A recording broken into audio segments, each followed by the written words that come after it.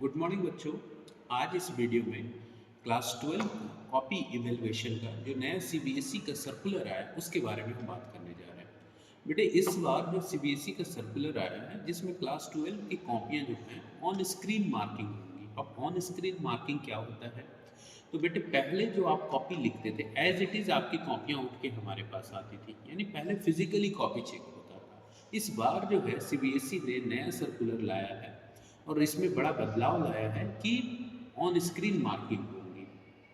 अब ये स्टूडेंट के लिए बेनिफिशियल है और कैसे बेनिफिशियल है मैं उसी के बारे में इस वीडियो में बताऊंगा। ठीक है, तो सबसे पहला बात बच्चों कि जो आप आंसर राइटिंग करेंगे वो डार्क पेन से राइट करेंगे, जो भी एकदम डार्क चलता हो वो, क्योंकि आपकी कॉपियाँ जो हैं वो स्कैन होंगी और उसके बाद अपलोड किए जाएंगे।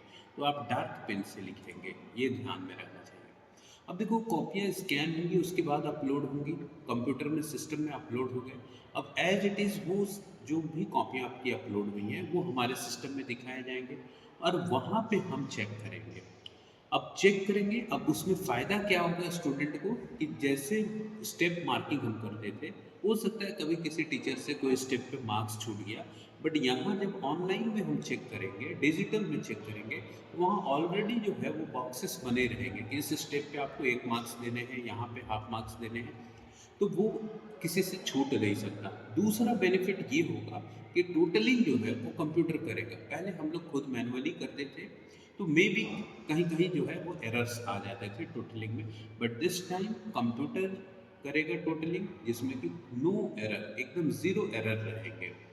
तो ये बच्चों आपके लिए बहुत ही ज़्यादा बेनिफिशियल है। ऐसा नहीं है, बहुत वीडियो में ये भी बताया जा रहा है, बहुत बड़े बड़े महान यूट्यूबर्स हैं जो बता रहे हैं कि एआई कॉपी चेक करेंगे। नहीं, एआई कॉपी नहीं चेक करेंगे, कॉपी हम ही चेक करेंगे। बस सिर्फ फ़र्क ये रह जाएगा बच्चों कि इस बार कॉपी हमें डिजिटल मोड में मिलेगा और इससे पहले जो है वो वर्चुअल मोड में मिलता था, यानी आपकी कॉपी फिजिकली हमारे पास आती थी।